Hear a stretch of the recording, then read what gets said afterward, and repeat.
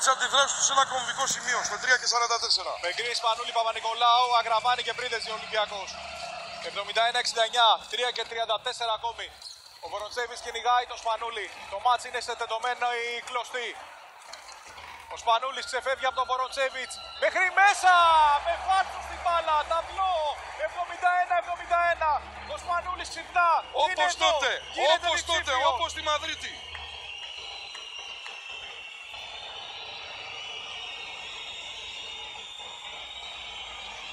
Ο Τζάκσον με αντίπαλο τον Αγραβάνη στα 9 δευτερόλεπτα. Ο Αμερικανός προσποιείται, με το αριστερό παίρνει φάουλ. Ο Αγραβάνης είναι έτοιμος να φάει την μπάλα, να δακώσει την μπάλα, χειροκροτήματα από το Σφερόπουλο. Ο Αγραβάνης που έχει κάνει μυθικά πράγματα με 7 rebound, 3 επιθετικά και 8 πόντους. Εδώ βλέπετε το τρομερό πλάνο, δακώνει την μπάλα. Άσε να δούμε τώρα που οι βολές αρχίζουν και βαραίνει η μπάλα, αν θα μπαίνουν το ίδιο εύκολα. Στο προηγούμενο ζευγάρι έχασε και τις 2 Αύγουστη. 71-71, 3 λεπτά και 3 δευτερόλεπτα. Και όπως έχει πει και το πάλι ποτέ ένας συμπατριώτης των Ρώσων, η ιστορία επαναλαμβάνεται την πρώτη φορά ως φάρσα, τη δεύτερη ως τραγωδία. Ο κύριος Λένιν το έχει πει αυτό. Ο Ολυμπιακός, ο οποίος επέστρεψε από τους 19 στο τελικό του 12, από τους 9 στο 36ο λεπτό στον ημιτελικό του 15. Η διαφορά έφτασε στους 13 στο πρώτο ημίχρονο για την CSKA. Τώρα είναι 73-71. Μπήκαμε στο τελευταίο τρίλεπτο. Σπανούλης και Τζάκσον. Ο Αγραβάνης για να γίνει και αυτός διψήφιος και να δώσει τη λύση. Ψηλά ο Παπα-Νικολάου θέλει την μπάλα έξω. Ο Γκριν ολομόναχος πρέπει να μπει. Όχι. Ευκαιρία χαμένη τεράστια για τον Ολυμπιακό. Έχασε 2 σουτ με τα οποία μπορούσε να προσπεράσει. 2,5 λεπτά. 73-71. Ήρθε η ώρα να δούμε για ποιον έχει βαρύνει η μπάλα. Για την CSKA ή για τον Ολυμπιακό. Ο Ολυμπιακός τους έχει κάνει το 0-3. Εκεί που καίει η μπάλα σε τελικό και σε ημιτελικούς Final Four. Ο Σπανούλης παίρνει φάουλ, είχε να δώσει το τελευταίο που είχε να δώσει η CSKA. 129 δευτερόλεπτα στα οποία θα κρυθούν όλα. Ο Σπανούλης ο οποίος δεν έχει χάσει ποτέ από τους Ρώσους σε ημιτελικό. Ο Αγραβάνης ο οποίος έδωσε τα πάντα. Είχε την ευκαιρία με αυτό το τρίποδο που είπε και νωρίτερα ο Δημήτρης να προσπεράσει. Ο Μπίρτς μπήκε στη θέση του, ο Βοροτσέβιτς έφυγε για να περάσει ο Χριάπα από την άλλη πλευρά. Δεν έχει σημασία το όνομα του ήρωα, η σημασία έχει να υπάρχει ήρωας. Ο Αγραβάνης που αποχώρησε με ματωμένο το χείλος του, έκανε σπουδαία δουλειά πάντως και αυτός απόψε. Ο Παπα-Νικολάου που από την ώρα που πέρασε ξανά στο παιχνίδι μαζί με τον Πρίντεζη δεν έχει βρει επιθετική λύση. 6 δευτερόλεπτα 5. Ο Σπανούλης βλέπει μπροστά του τον Χριάπα. Ο Σπανούλης με βομβαδάκι στο πλάι από τα 8,5 μέτρα! 73-74! Ο Ολυμπιακός το ξανακάνει. Το πλεονέκτημα, το προβάδισμα στον Ολυμπιακό. 73-74. 1 και 53 ακόμη. Πάμε στον Νικίτα που έχει να μας πει πολλά. Φέραμε το παιχνίδι σε μια τέτοια κατάσταση που πλέον η ταυτότητά μας μπορεί να μας δώσει την νίκη. Άμυνα, κάθε άμυνα χρυσάφι. Παίξτε άμυνα, δεν τρώμε άλλο καλάθι. Ο Ολυμπιακός, η μοναδική ομάδα που αισθάνεται άνετα σε τέτοιες καταστάσεις. Όταν το μάτς πάει στον πόντο, είναι δικό του. Ο Ντεκολό απέναντι στον Μπίρτς, 9 δευτερόλεπτα. Ωραία άμυνα από τον Καναδό. Νικάει τον Γάλλο. Φοβερός ο Μπίρτς εδώ. Ο Παπα-Νικολάου μαζεύει το rebound και ο Ολυμπιακός έχει την ευκαιρία για πρώτη φορά να προηγηθεί με πάνω από έναν πόντο. Δεν έχει ξαναπροηγηθεί. Η πρώτη φορά ήταν προηγουμένως όλο το μάτς. Ο κόσμος του παραλυρεί στις εξέδρες του Σινάν Ερντέμ, βλέποντας το ίδιο έργο να ξαναπέζεται. Ο Σπανούλης προσποιείται για τον Μπιτ! Καρφώνει την μπάλα και την CSKA μαζί, 73-76. 71 δευτερόλεπτα. Ο Τεόντοσιτς θέλει να πατήσει και το κάνει. Απίστευτο, 76-76. Ο Τεόντοσιτς που είχε δεχτεί μεγαλοπρεπή πάσα τάπα από τον Γιάνγκ. Ισοφαρίζει με καταπληκτικό τρίποντο το τελευταίο λεπτό. Εδώ που κρίνονται όλα, εδώ που μιλούν οι προσωπικότητες. Έχει η CSKA, αλλά έχει πολλούς και ο Ολυμπιακός. Η μπάλα στα χέρια του Γκριν. 6 δευτερόλεπτα απέναντι στο Χριάπα. Θέλει να εκμεταλλευτεί το mismatch. Η μπάλα στο αριστερό του. Κάνει βηματάκι έξω. Επιτέλους! Επιτέλους ο Γκριν. 76-79. Επιτέλους ο Γκριν. 2 στα 3 τρίποντα στους 6 Κάνατε να δεχτεί πόντους. τρίποντα. Αυτό φώνασε ο Σφερόπουλος. Στην επαναφορά είναι ο Τεόντος με τον Παπα-Νικολάου να πιέζει. Και αυτός έδωσε όχι απλά το δικό του λιθαράκι, έβαλε ολόκληρη πέτρα για να επιστρέψει ο Ολυμπιακός. Το ίδιο και ο Μάτζαρης, το ίδιο και ο Πρίντεζης. Από κοντά και ο Αγραβάνης. Φοβερή δουλειά στην άμυνα και από τον Γιάνγκ. Ο Ολυμπιακός έχει κάνει καταπληκτικά πράγματα, απίστευτα. Υπάρχει φάουλ χαμηλά, όπως ακριβώς ήθελε ο Σφερόπουλος. Απλά έγινε ίσως λίγο πιο γρήγορα από ό,τι θα ήταν το ιδανικό. Διπλή αλλαγή τώρα για τον Ολυμπιακό. Και Γκριν και Σπανούλης στη θέση των Μάτζαρη και Παπαπέτρου. Και έχει δίκιο ο Νικήτας Αβουλής, γιατί αυτό. ο Σέρβος ήταν οπλισμένος. Με το που έπιασε την μπάλα ήταν έτοιμος να σουτάρει. Απλά η ροή του παιχνιδιού έκανε το φάουλ να είναι γρήγορο.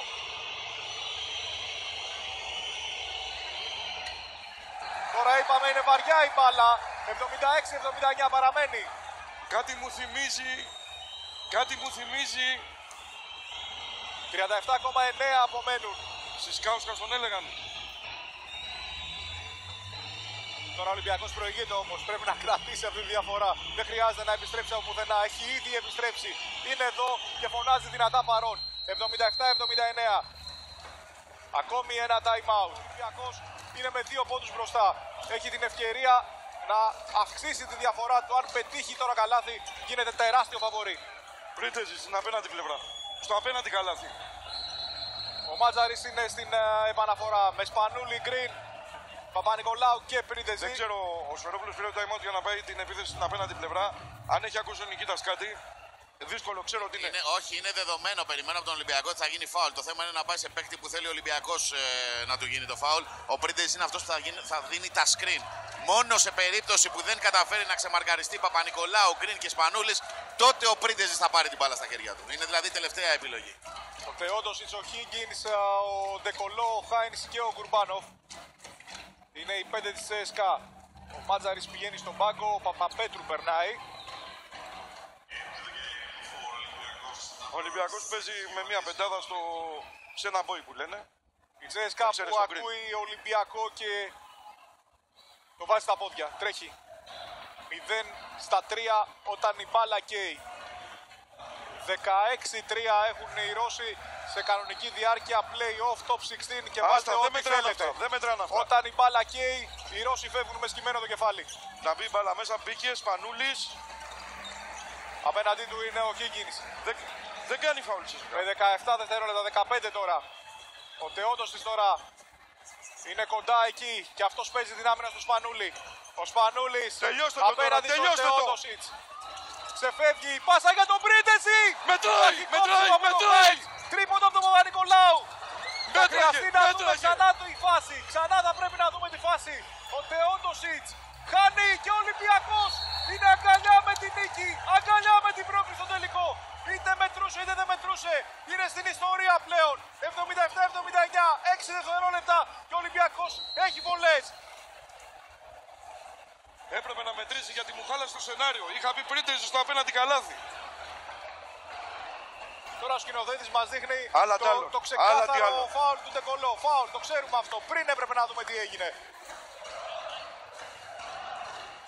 Ο Μάτζαρης λέει ξεκάθαρο ότι αν βάλει μία ο Σπανούλης θα γίνει φάουλ.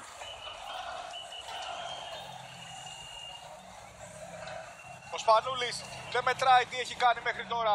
Δείχνει ότι και σε αυτό το μάτς και σε αυτό το ημιτελικό δεν μετράει τι έχει κάνει μέχρι τώρα στη σεζόν, εννοώ στις βολές ή οπουδήποτε αλλού. Δεν υπάρχει περίπτωση. Ο αρχηγός είναι εδώ. 77-79. 6 δευτερόλεπτα απομένουν. Είχε 0 στα 6. Φώναξε με δύναμη παρόν με 9 πόντους εντός παιδιάς. Βάζει την πρώτη έστω και με περιπέτεια. 77-80. Ο Ολυμπιακός θέλει και το μαξιλαράκι για να τελειώσει μια και καλή. Να γκρεμίσει τα όνειρα των Ρώσων. Ο Σπανούλης, ο οποίος δεν έχει χάσει ποτέ από την CSKA σε ημιτελικό. Μία με τον Παναθηναϊκό, 3 με τον Ολυμπιακό. Ξανά για μια ακόμη φορά και για πάντα. 77-80. Ο Σπανούλης για να τελειώσει το παιχνίδι. 77-80. Θέλει να κάνει φάουλ τώρα από Παπαπέτρου και το κάνει στον Higgins. Θα μπορούσε να τελειώσει το μάτσο Σπανούλης. Υπομονή ακόμη 3,1 δευτερόλεπτα. Αρκεί να μην βγει κανένα φάντασμα από την τουλάπα.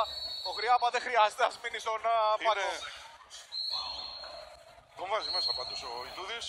Δεν θα μπορούσε να κάνει κι αλλιώς. Η μόνη του ελπίδα είναι επιθετικό rebound τώρα. Και ο Ολυμπιακός άλλαξε όμως ρίχνοντας πια ψηλούς. Μέσα μπήκε και ο Μπίρτς.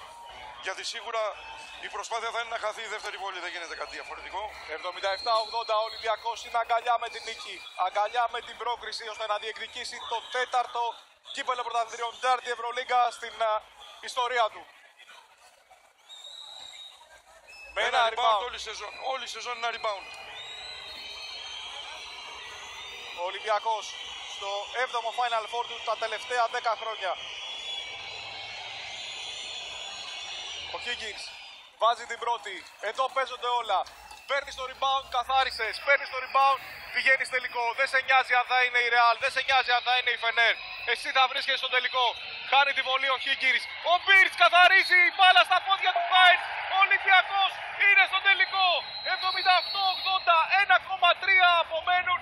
Και ο Ολυμπιακός κάνει απίστευτα πράγματα και σήμερα. Δεν θα έπρεπε να λέω απίστευτα γιατί έχουν γίνει αρκετές φορές.